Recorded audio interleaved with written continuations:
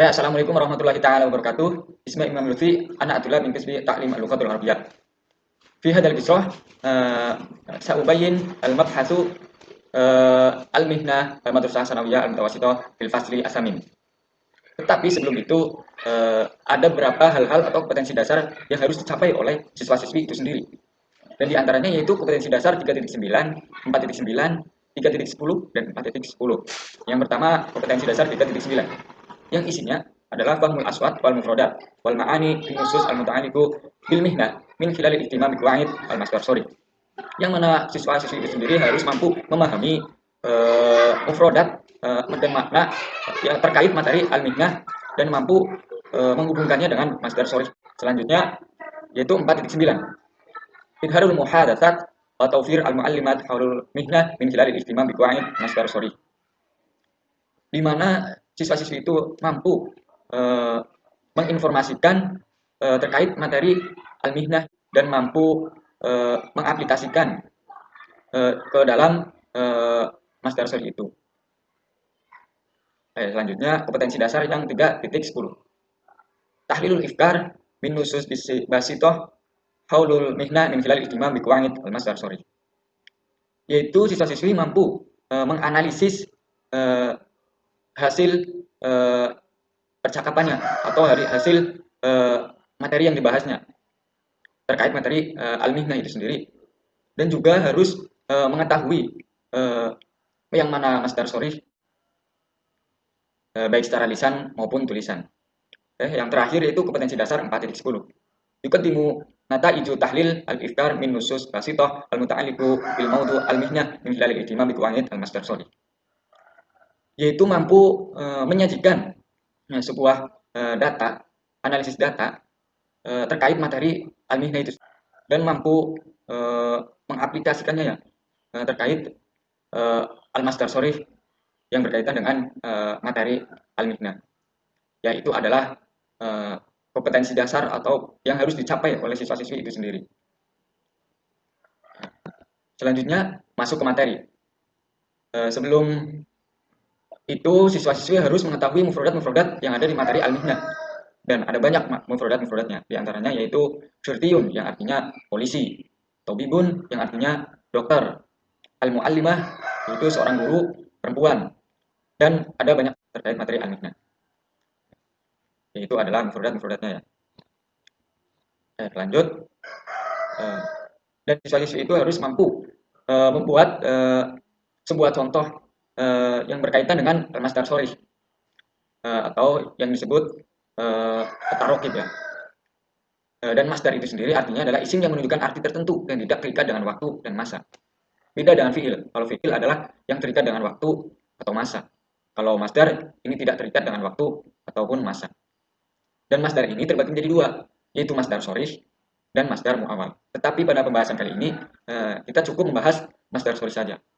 Dan masdar sorry adalah masdar yang bentuk lafalnya itu sudah jelas. Contohnya seperti ini.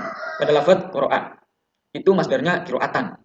Apabila ditasrif qira'a yaqra'u qira'atan yang tadinya artinya membaca menjadi masdarnya yaitu bacaan. Duruba menjadi pukulan. Duruba yadribu durban. Itu adalah masdarnya. Dan di sini dicontohkan Ahmadu yuhibbu taswirul hayawanat. Taswiron di sini menjadi masdar yang asalnya dari sawaro. Taswiro. Sawaro yusawiru taswiron itu kan masdarnya. Nah, itu adalah contoh kecilnya ya. Kemudian ada uridu qira'atul Quran.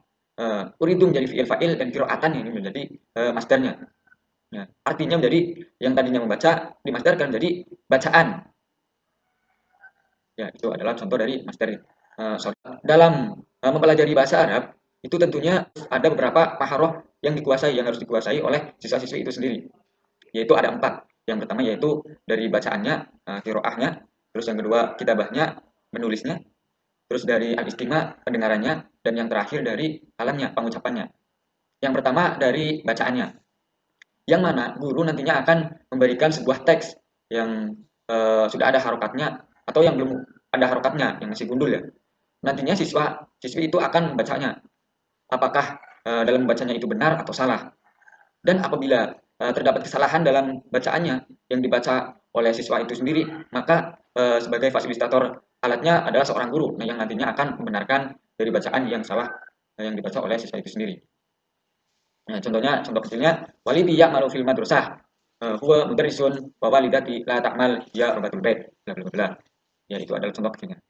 Kemudian dari segi kitabahnya, dari segi menulisnya, yang contoh kecilnya nantinya guru menyajikan sebuah kalimat ya yang belum lengkap, yang berkaitan dengan materi ilmiahnya. Contoh kecilnya, walidi ya'malu fi nuqtah-nuqtah, dan ini nuqtah-nuqtah ini, titik-titik ini diisi dengan kalimat apa yang cocok gitu, yang sesuai dengan bacaan tersebut, baik dari susunan gramatikal, susunan harokatnya, dan yang lainnya. Kemudian huwa walidati, huwa nuqtah-nuqtah, wa walidati nuqtah-nuqtah, ya nuqtah-nuqtah, kami nuqtah-nuqtah. Yaitu ada nuqtah-nuqtah tersebut mana yang cocok untuk melengkapinya, yaitu dari segi kitabahnya. Lanjut dari kalamnya, yang mana dari kalam tersebut siswa-siswi nantinya akan bercakap-cakap kesehariannya, baik itu percakapan dari seorang guru kepada muridnya ataupun siswa dengan siswa yang lainnya. Contoh kecilnya di sini saya mencontohkan percakapan antara murid dengan murid, yaitu Ali dengan Ahmad. Man huwa ya Ahmad? Ali bertanya. Kemudian Ahmad menjawab, hada ahi huwa tabib fil mustasfa. Hal huwa tabib asnan? Na'am, huwa tabib asnan di Jakarta. Ali bertanya lagi, ta'mal al-an? Ya Ahmad, a'malul an syurtiyun fi Cirebon. Ya, itu contohnya dari kalam, itu seperti itu. Kemudian ada mahroh yang terakhir, yaitu dari segi istimanya, pendengarannya, yang nantinya seorang guru akan menyajikan sebuah rekaman atau membacanya secara langsung, yang nantinya siswa-siswi tersebut akan mendengarkannya dan akan menjawab pertanyaan yang diucapkan seorang guru tersebut. Misalkan seorang guru menyajikan sebuah teks-teks atau percakapan ya terkait ilmiahnya. Man huwa ya Ahmad? Ada akhi huwa tabib fi mustasfa. Hal huwa tabib asnan? Nah, huwa tabib asnan fi Jakarta. Ta'mal an ya Ahmad? A'malul an syurtiyun fi Cirebon. Dan nanti guru akan bertanya, apakah siswa-siswi tersebut bisa menangkapnya dari bacaan yang dibaca oleh seorang guru tersebut atau tidak. Guru nanti bertanya, mada ya malu ya Ahmad? Apa pekerjaan Ahmad? Nanti siswa akan menjawab, dan jawabannya nantinya ada di sebuah sudah disiapkan oleh seorang guru di sebuah lembaran yang berupa jawabannya saja dan pertanyaan dari seorang guru.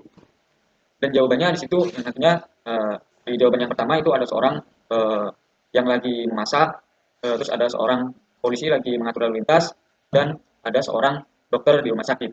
Dan jawaban yang tepat dan yang diberikan oleh seorang guru tadi itu yang mana? Apakah ada seorang yang memasak di dapur, apakah seorang polisi yang lagi mengatur lalu lintas, ataukah yang dokter yang lagi di rumah sakit?